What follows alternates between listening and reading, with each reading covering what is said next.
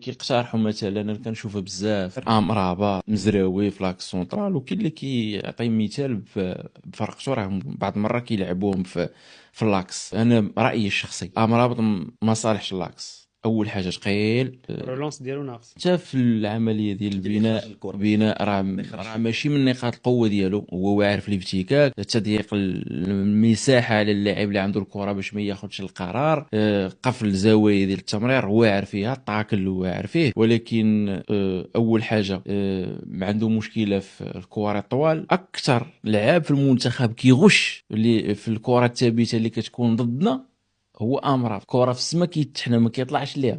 وهذه انا كنت ديما كتحنى ظهر حدا ظهر كنت هذه كنت درت عليها واحد الفقره في واحد الحلقه، وكنت عطيت بها لقطات من بزاف ديال الماتشات باللي امرابط راه عنده هذا المشكل خصو يحيدو، وما نعرف واش حيدو ولا مازال. كنظن باقي ما حيدوش. يعني لعب في اللاكس ويدير لك ديك القضيه ديال التحنى ما يطلعش ياخذ الكره في ابعد نقطه، راه مشكله. اذا ما صالحش لك في اللاكس. انا كنهضر عليه هو بعدا في اللاكس ما خدامش، ما صالحش. شوف لا لينيومون ديفونسيف هذاك فاش انه كيتكاد باش تصايب لا لين ديال لورجو ولا ديال باش اننا نطلعوا بلوك ونهبطوا بلوك. مرابط ديما شي تعطل فاش مع فنرباتش هو ثقيل، هو شي الينياش مع صحابه البروفيل ديالو بحال هكا. حنا مؤخرا كنلعبوا بلوك تيطلع واحد شويه طالع بزاف، خصك تلعب رابيد ويكونوا كيتالينياو ويكونوا داكشي بيانوتي كيمشي مع بعضيات كيمشيو باللين وتيرجع ليه حاطين خط راجعين.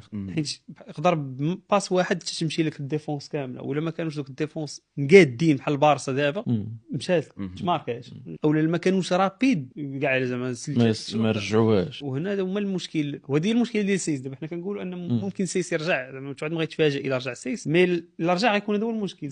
هو ثقيل وحنا البلوك ديالنا طالع اللي انت مريسكي 100%.